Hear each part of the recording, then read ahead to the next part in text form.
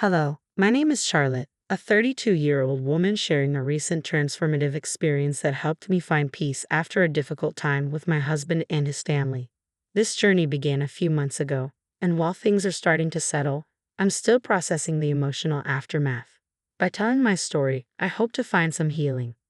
Rewind to 4 years ago when I took a big step in my life. I married my boyfriend, Benjamin. We met through mutual friends and spent 3 wonderful years together before deciding to marry. Benjamin was charismatic, always the life of any gathering, caring, generous, and coming from an affluent background with a successful career. His kindness felt boundless, and he loved to surprise me with thoughtful gifts. Our bond grew deeper over our shared love of travel, and my friends were genuinely happy for us. One generous gesture stood out. For my college graduation, Benjamin surprised me with a brand new laptop. I felt both grateful and slightly uncomfortable as it highlighted the financial gap between us. Benjamin, I'm just a student, I'd say, trying to broach the subject. I can't keep up with this level of spending. Let's at least split some costs. But he would just smile, shrugging off my concerns, assuring me that it was normal for him to spoil me just as his friends did with their partners. Eventually, I accepted his gestures, though I always contributed however I could. Once I landed a good job after graduation, I was excited to reciprocate his generosity. We began splitting expenses more evenly, even discussing the idea of moving in together. One day, Benjamin suggested, "Why don't you move in with me? I inherited my grandfather's house, so there's no rent.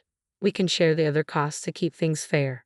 Although I was a bit hesitant, he convinced me it would be best for both of us. With that, we started a new chapter together, balancing our finances in a way that reflected our different income levels. Then came the moment to meet Benjamin's family, who lived far from us. Because of his work commitments, I found myself hosting his family alone.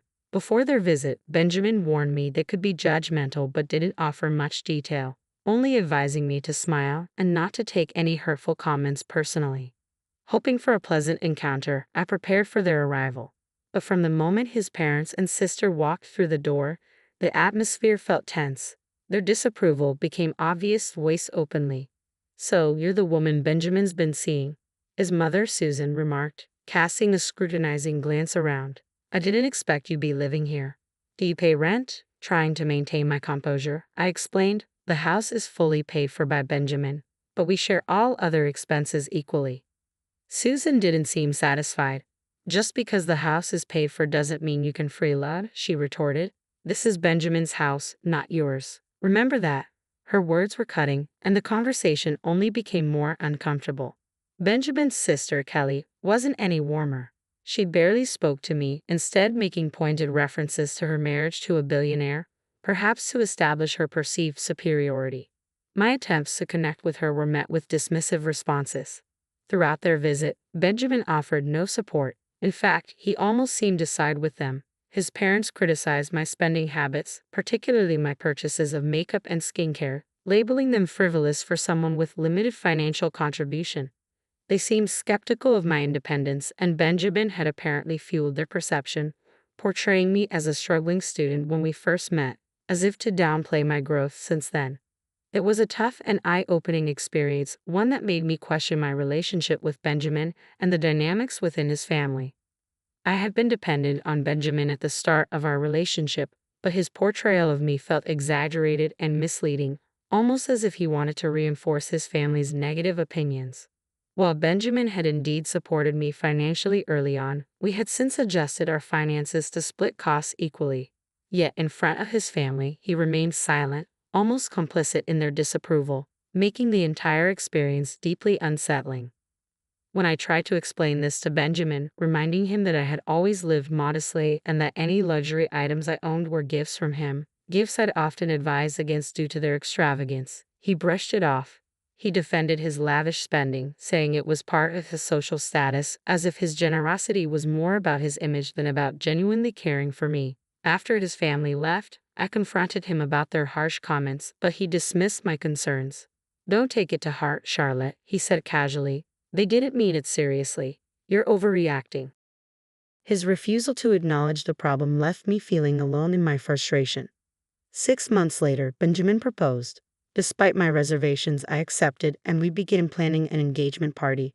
agreeing to share the expenses equally. By then, I had started a small business, a project I found personally fulfilling, though Benjamin barely showed any interest. To him, it seemed insignificant, but to me, it represented independence and accomplishment. For the engagement party, I even covered the plane tickets for my extended family to make sure they could attend. But as soon as the celebration began, familiar criticisms emerged. "You shouldn't have spent so much on this party, Charlotte," Susan chided. "You're draining Benjamin's funds before you're even married. At this rate, you'll end up with a backyard wedding." Their biting remarks cast a shadow over what should have been a joyful occasion. Feeling defensive, I spoke up. Yes, the party was lavish, but Benjamin and I agreed on this together. I paid my share, and he was just as enthusiastic about inviting so many guests. However, the criticisms didn't end there. Susan accused me of pushing Benjamin to spend beyond his means, while Kelly insinuated that she knew the kind of person I was and suggested I should have been more considerate. Overwhelmed, I stepped outside for air, only to overhear Kelly and her husband, Mason, mocking me. It felt as though my engagement party was unraveling, and Benjamin, oblivious to the cruelty of his family, did nothing to defend me. As I looked back at the scene, I realized how isolated I felt in my own celebration, wondering if Benjamin's silence and his family's judgment were signs of a larger issue I had overlooked. I found myself unemployed, which painted me as dependent rather than the self-sufficient woman I truly was.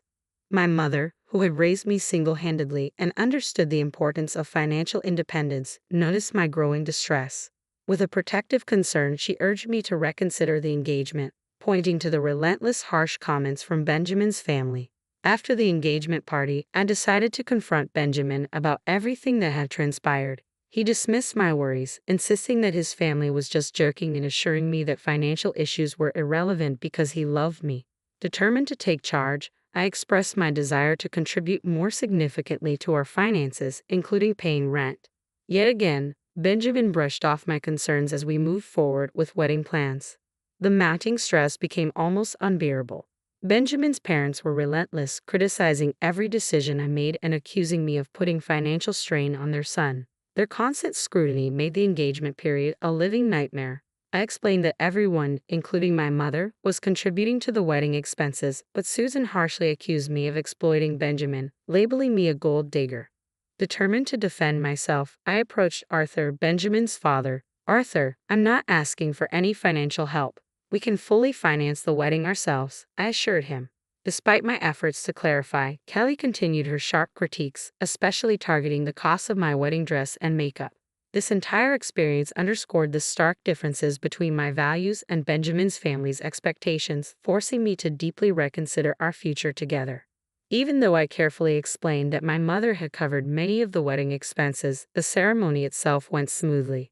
However, the reception was tainted by Susan and Arthur's relentless criticisms. They accused me of mismanaging their son's finances, completely disregarding my attempts to explain and defend my actions. Their unwavering determination to tarnish my reputation left me feeling powerless. Choosing peace over confrontation, I remained silent, refusing to let their negativity ruin our special day. A few months after the wedding, Benjamin received a significant promotion at work. Eager to celebrate his achievement, he planned a grand family dinner, and I was excited to make the occasion even more memorable. I volunteered to cover the entire event, expressing to Benjamin how proud I was and my desire to create a perfect evening for him. I explained that my business was thriving and that I had access to resources from a trust fund set up by my maternal grandfather. With great care and attention to detail, I organized the dinner, hoping to showcase my support and love. However, when Benjamin's family arrived, it was immediately clear they were displeased. Their disapproval was palpable, even as other guests reacted positively to the celebration. When it came time for speeches, Susan took the floor with a commanding presence. "Thank you all for joining us to celebrate my son's promotion," she began. "He's worked hard and deserves every bit of his success. Unfortunately, it seems his luck doesn't extend to his choice in partners. It's quite sad that he has tied himself to someone who many would label a gold digger." Her words hung heavily in the air, instantly shifting the atmosphere from joyous to tense. The discomfort was unmistakable, and I could feel the eyes of the guests on me, judging and whispering. Despite the hurtful remarks, I maintained my composure, refusing to let their negativity overshadow the celebration. Benjamin, however, seemed oblivious to the animosity directed my way, further highlighting the disconnect between us and his family. As the evening progressed, the tension remained thick, making it clear that Benjamin's family's disapproval was far from over. Their harsh judgments and unfounded accusations continued to cast a shadow over what should have been a proud and happy moment. This relentless negativity forced me to confront the reality of my relationship with Benjamin and the challenges that lay ahead in navigating his family's hostility. The weight of Susan's words hit hard, yet I stayed composed, choosing silence over reaction as she continued. Had he seen her true nature sooner, she said, her voice dripping with disdain, perhaps he wouldn't be burdened by her excessive lifestyle. She swept her gaze around the room, her message clear and cutting. From the engagement to this dinner, it's obvious to everyone that his wife's extravagance has been nothing but a drain. Despite the sharpness of her critique, I remained calm, knowing that responding would only seem to validate her baseless claims. Then, with a smug satisfaction, Susan added, "Fortunately, we had the foresight to ensure Charlotte signed a prenuptial agreement. At least some of his assets are safeguarded." She sighed with mock relief. "It's a blessing that my son chose someone who can, at the very least, maintain the facade of a trophy wife." To my shock, Benjamin didn't refute her words. Instead, he nodded along. "I can barely spend on myself anymore," he complained, casting a regretful look my way. "Maybe I made a mistake." Hurt and stunned, I finally spoke. "Do you really think I'm a gold digger?" I asked, my voice steady but laced with hurt. Benjamin's response was biting. "Your lifestyle," he said coldly, "has been damaging to my bank account." Taking a deep breath, I decided to confront the accusation directly. "Since everyone here seems to believe that I'm a gold digger, maybe I should show you my bank balance," I declared. "I'm financially independent, and I don't need anyone's money." My statement was met with silence and disbelief, but I continued. Susan's gaze narrowed. "Did you steal my son's money?" she accused. To my shock, Benjamin added, "She must have taken it somehow." Holding my composure, I replied, "I don't need to steal from your son. I earn my own income, and I recently accessed a trust fund left by my grandfather. I was planning to use it to buy us a bigger house as a surprise, but under these circumstances, that seems unnecessary now." Benjamin looked at me, missing the tension entirely. "We could still get the house. It would be a wonderful gift." But I was resolute. "This is not happening," I said firmly. "Your family has insulted me for too long, and you've never once defended me. You've let these false assumptions continue." Benjamin brushed it off, claiming, "You're overreacting." But this time, I had finally reached my limit. I knew I couldn't ignore it any longer. "No, I'm not overreacting," I said, breaking the silence. "Everyone here knows exactly what your family has been saying about me." The room fell quiet, the weight of my words hanging heavily. This was the moment I made it clear. I could no longer tolerate the continuous lack of support and respect from Benjamin and his family. In that moment, surrounded by a sea of guests at our engagement party, the accumulated weight of years of disrespect finally broke me. I reached my breaking point, realizing that I couldn't endure the toxic environment that had tainted my relationship with Benjamin any longer. With unwavering clarity and determination, I turned to him and said, "I want a divorce." As Benjamin stumbled over words of protest, my mother stepped in firmly. "You've never defended my daughter," she stated, her voice calm and resolute. "It's time she leaves this toxic relationship for good." Without another word, we left the party, the murmur of shocked guests behind us. My decision was final. My mother's unwavering support closed this painful chapter in my life. That night, I returned to our shared home, packed my belongings, and ignored Benjamin's calls. I muted my phone and sought refuge at my mother's house. The very next day, I contacted my cousin, a lawyer, to begin the divorce proceedings. With a prenuptial agreement already in place, I knew it would be a straightforward process that would safeguard my assets. But things escalated when Benjamin and his family showed up at my mother's doorstep, demanding to speak with me. My mother, ever the pillar of strength, instructed them firmly to leave. Meanwhile, Benjamin's messages swung wildly between tearful apologies and unsettling threats, all of which I documented. If necessary, I was prepared to seek a restraining order. At one point, he even tried to confront me at my office, but security escorted him out after I alerted them. This incident only reinforced my resolve. I decided to step away not just from my relationship but also from my job. My thriving business meant I no longer needed the position, and I was ready to prioritize peace and dignity over wealth. I handed in my resignation that day, determined to move forward. A week later, I served the divorce papers to Benjamin at his workplace, only to learn that he'd already heard about my resignation. Former colleagues informed me that he continued to reach out, sending flowers and gifts to my mother's house. But I remained resolute, fully committed to starting anew. With my mother's unwavering support, I found a new refuge, a quiet home in a neighboring state where I could start fresh, free from the shadows of my past. As I awaited the finalization of the divorce, the judge expedited the proceedings thanks to our clear prenuptial agreement. During the 6 months of our separation, I took time to regroup and mentally prepare for the next chapter. I settled comfortably into my new home, changed my phone number to break contact with Benjamin, and began to savor the tranquility and independence of my new life. Occasional updates trickled in, revealing that Benjamin's life was unraveling.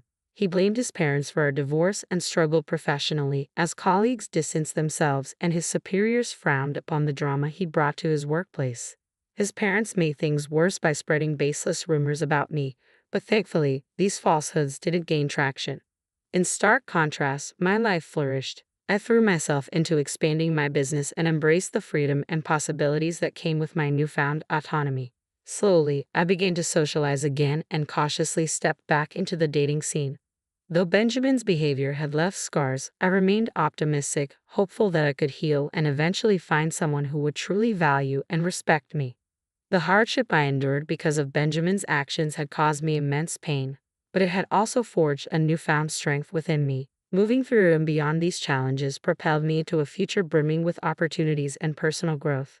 I now look forward to what lies ahead, confident in my resilience and clear on what I want in relationships and in life itself.